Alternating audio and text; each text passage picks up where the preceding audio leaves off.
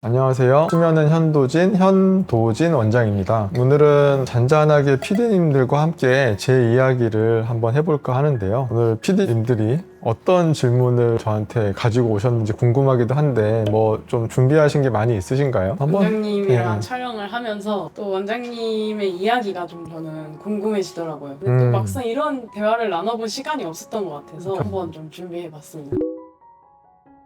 지금 의사 몇 년 차시죠?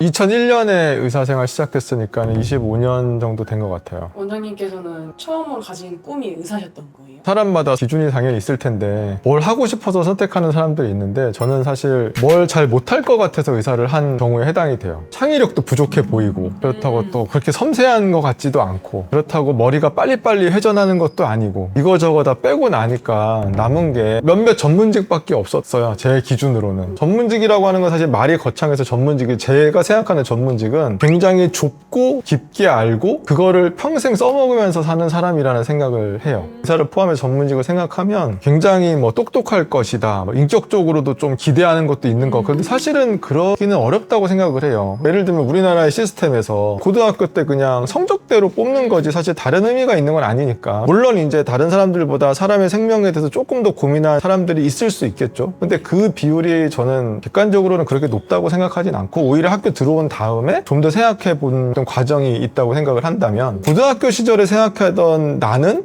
그렇게까지 뭐 어떤 다른 직업군을 했을 때 잘 해내리라는 사실 자신이 없었어요. 그러다 보니까 저같이 좀 단순하고 깊이 있는 생각을 잘 못하는 사람들은 그냥 그런 직업이 사실 좀 맞을 수 있다고 아직까지도 좀 생각을 하는 편이고 그래서 그 결정을 한 것에는 큰 후회는 없어요. 제가 생각했을 때 의사는 뭔가 의학 드라마를 보다가 생명과 연관된 경험이 있어서 나는 이제 사람을 살리는 의사가 돼야겠어. 그러니까 이렇게 의사를 꿈꾸시는 줄 알았는데 제가 어린 시절엔 그럴 때 보던 드라마가 당연히 영향을 미쳤고 그래서 후보군에 있었던 건 사실이죠. 뭐 여기서 지금 동화 같은 얘기를 하려는 건 아니니까 어떤 직업을 선택할 때 이상만 가지고 선택하는 사람은 없잖아요. 그렇다고 저한테 어린 시절이기 때문에 특별히 경제적인 이유가 들어가진 않았어요. 그냥 나를 생각했을 때 어떤 게 가장 너무 스트레스 안 받으면서 해나갈 수 있는 일인가를 생각을 했다는 거죠. 예를 들면 저한테 갑자기 굉장히 창의적인 일을 해내라고 하면 저는 자신이 없었을 것 같아요. 그리고 굉장히 뭐 물리라든지 뭐 화학 같은 또 복잡한 학문들을 평생 그것만 하라 라고 한다면 저한테는 굉장히 힘든 일이라고 느껴졌을 것 같고 그래서 몇몇 직업이 남지 않더라고요. 실제로는. 후보군 중에 의사 말고 또 뭐 있었어요? 후보군 중에 대표적인 게 뭐 법조인? 진짜요? 예, 있었죠. 그래서 고등학교 1학년 때까지는 사실은 법률가가 되고 싶다는 생각도 해서 이과로 갈까 문과로 갈까 이런 고민을 했던 이유 중에 하나가 그 부분이었었어요.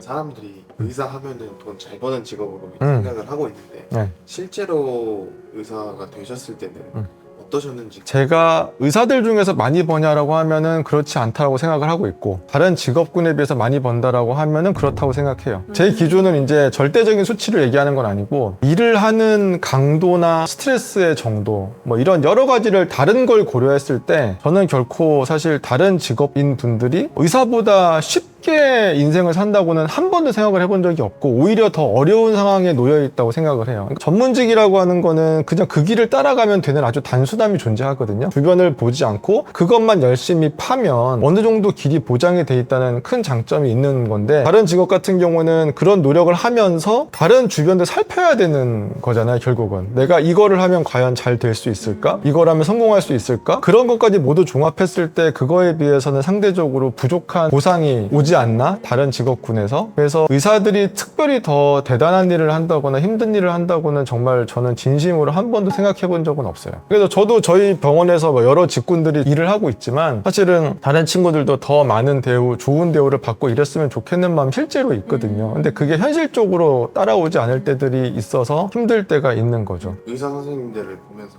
항상 궁금했던 게 과가 되게 많잖아요. 이비인후과를 선택하시게 된 계기를 이야기해 주셨으면 좋겠어요. 인턴 생활하면서 여러 과를 돌았었는데 의사가 된 것 같지 않았었죠. 그 전까지는. 왜냐하면 인턴들은 사실은 굉장히 잡무만 하는데 뭐 커피 타고 명단 치고 뭐 뽑아놓고 준비하고 이런 것만 계속 하다가 그때 가장 영향력이 크게 작용했던 게 저희 병원에 골수 이식 하러 온 분들이 많았었어요. 환자의 몸에 직접적으로 뭔가를 막 하면서 아 내가 진짜 의사가 된 건가? 이런 생각을 처음 했던 거죠. 그때쯤엔. 하지만 또 여기서 저의 또 못난 자의식이 또 생겨요. 생명과 직결되는 과들은 내가 그걸 또 해낼 수 있을까라는 막연한 두려움이 또 있었어요. 그때 당시만 해도 24살 때니까 내가 직접 사람의 생명에 막 좌지우지 될 수 있는 것들은 너무 큰 무게로 다가왔다고 지금 생각하면 그랬던 것 같고, 그 중에서 이비인후과의 특징은 어떤 내과적인 측면도 있고 외과적인 측면도 있는 과이기 때문에 과가 이제 귀, 코, 목으로 이루어져 있어서 굉장히 개성이 다른 분야로 이루어져 있고 학문적으로 재밌을 것 같다는 생각을 했었어요. 근데 원장님께서 지금 수면을 전문적으로 하고 계시잖아요. 근데 어떻게 또 이비인후과에서 수면까지 연결이 되신 거예요? 제가 처음에 수면을 할 당시에는 지금처럼 수면 수술이 활성화되어 있지 않았을 때예요. 미국이나 이런 데서는 굉장히 다양한 수면 수술을 할 수 있었고, 예를 들면 가볍게는 목젖 자르는 것부터 크게는 양악 수술에 이르기까지 모든 과정을 전부 다 미국에서는 하고 있었는데, 제가 레지던트가 끝날 때까지만 해도 우리나라에서는 그냥 거의 입천장 수술, 굉장히 단순하고 몇십 년 동안 답습해오던 걸 계속 반복하던 시기여서, 아니 이렇게까지 이비인후과 의사가 많고 한데 이렇게밖에 안 해? 라는 생각을 그때 하게 됐어요. 그런 분야가 많지 않았었는데 이비인후과 안에 무호흡으로 고민을 하는 환자들이 뭔가 다 모든 걸 받을 수 있는 기회를 만들어야겠다라는 생각을 했어요. 그럼 원장님 다시 태어나셔도 수면은 현저히 하실 거예요? 유튜브를 할 거냐는 얘기예요? 의사를 할 것 같아요. 사실 의사들의 좀 이중성이 있어요. 익명성이 보장된 설문조사를 하면 직업에 만족하시나요? 하면은 정말 만족도가 떨어져요. 제가 알기로 가장 만족도가 떨어지는 직업 중에 하나예요. 왜요? 몰라요. 근데 그렇게 되는데 근데 그 이유는 뭐 뻔하죠. 내가 고생하는 거에 비해서 충분히 보상받지 못한다고 생각을 하겠죠. 이거를 의사가 아닌 분들이 들으면 굉장히 뚜껑이 열릴 얘기지만 참 이중적인 건 뭐냐면, 그런 분들이 대부분 자식을 자꾸 의사시키려고 그래요. 설마 자식한테 대물림으로 고통을 주려고 그러진 않을 거고, 뭔가 분명히 좋은 게 있으니까 그러겠죠. 솔직한 마음으로. 저는 아이러니한 게, 저는 제 자식들을 의사시키고 싶지 않거든요. 근데 저는 만족도가 있어요. 제가 다시 태어나도 할 것 같아요. 왜냐하면 약간은 뭐 헤어진 연인과 같은 느낌이라고 생각이 들어요. 약간 좋은 기억이 남아있는 거죠. 저보고 만약에 실제로 뭐 레지던트 시절로 돌아가라 그러면 만만치 않은 것 같아요. 구체적으로 다시 해볼까? 해서 그 과정을 돌이켜보면 꽤 고통이 있었구나 라는 거를 떠올리지만, 그 과정 정도는 또 다시 할 수도 있지 않을까 라는 용기가 생기기도 하고, 얻은 걸 생각하면. 근데 자식은 그걸 모르는 친구들이잖아요. 내가 겪어본 일을 아무 설명도 안 하고 좋은 척 해가지고 근데 내가 하라면 하겠는데 남 보고 권한다? 그거는 저는 조금 유튜브 얘기 좀 해도 돼요? 그럼요. 유튜브 얘기해도 되죠. 애증의 관계인 유튜브. 애증이 있는 유튜브. 예. 이제 곧 1년이에요. 1년 동안 하시면서 좀 어떠셨어요? 사실은 개인적으로 보면 이 나이에 할 수 있는 새로운 도전이었고, 하지만 그 도전의 과목이 나랑 맞진 않다. 제가 사람들한테 얘기하는 거를 많이 하지만 이런 식으로 일방적으로 얘기하는 걸 사실은 그렇게 즐기진 않아요. 술자리를 가거나 아니면 회식 자리를 가거나 했을 때 제가 제일 싫어하는 건 역시 그 훈화 말씀이에요. 일방적인 전달 있잖아요. 그러니까 쌍방향 커뮤니케이션이 아니라 이 사람이 하는 고민을 듣고 내 생각을 얘기하고 이런 건 너무 재밌고 좋은데, 정해진 주제, 특히나 정해진 주제가 재미가 없어. 그놈의 수면. 왜 그냥 유튜브에 잘 맞는 의사분들은 혼자 막 해도 신나게 하는 것 같아요. 근데 저는 제가 제 걸 봐도 그렇게 신나 보이지가 않아. 이게 내가 참 뭔가를 자연스러워하지 않는구나 라는 생각을 아직까지도 1년이 지났는데도 여전히 하고 있어요. 그게 가장 힘든 부분이고, 하지만 신선한 자극이었던 건 사실이고, 뭐 한 분 한 분 구독자분 늘어날 때마다도 재밌기도 하고, 댓글 달아드리면서 내가 여기 안에서 만날 수 없는 새로운 사람을 만난다는 건 즐거운 경험이고, 또 그걸 통해서 또 다른 유튜브 채널에 나갔을 때 새로운 또 유튜버 분들도 알게 되고, 뭐 얘기 나누면서 재밌고, 진료실에서 멀리서 오시는 분들을 뵙는 시간이 너무 짧기 때문에, 그래서 항상 저는 말을 빨리 하거든요. 빨리 많은 얘기를 해드리고 싶어요. 그래서 막 한단 말이에요. 다다다 하는데 그래도 못 드린 말이 많아요. 그래서 한 분 한 분 나름대로 정말로 최선을 다하고 싶은데 다 말을 못하고 다음 분이 있으니까는 가야 되는 상황이 생기는데 미안해요 좀. 그래서 미안함을 조금이라도 어떻게 하면 덜까를 계속 고민을 하고, 이것저것 보시면서 도움을 받았으면 좋겠다라고 생각한 게 가장 큰 부분이 있었고, 그래서 시작을 했는데 생각보다 아무도 안 보고 있는 거죠. 그래서 하지만 또 가끔은 댓글 달아주시는 분들 보면 여기서 만나 뵙지 못했지만 그래도 도움을 받는 분이 있구나, 또 다른 제 역할을 또 느끼게 되기도 하고, 그래서 생각이 많아요. 그래서 약간 유튜브 찍고 가면은 약간 술 한잔 하고 싶고 막 그래요. 맨정신으로 잠들기는 좀 어렵고, 막 노노노 하고 가면 막 집에서 막 한잔 해야 될 것 같고 막 그래요. 자발적으로 저도 술 안 먹는데 죄송합니다. 아니, 죄송한 게 아니라 저도 너무 미안하죠. 왜냐면 저 더 재밌게 잘했으면 더 좋은 결과가 있었을 텐데 라는 생각 당연히 해요. 이야기를 재밌게 할 수 있는 것도 굉장한 능력이라고 생각이 들고 근데 그게 뭐 내 길은 아닌 것 같아서 원장님 말씀하시는 거 진짜 짱 웃긴데. 더 웃기게 할 수 있어요. 더 웃기게 할 수 있는데 몸을 사린다고 해야 되나 아무래도 제가 뭐 그걸 확 던져주시면 안 돼요? 제가 뭘 얻죠? 던지면 그런 게 어려워요 여전히. 예, 예. 그쵸. 예, 보들보들해요 마음이. 저희가 쇼츠 가지고 왔을 때 진짜 찍기 싫으셨겠네요. 아 근데 쇼츠는 오히려 그냥 마약을 했다고 생각을 했어요.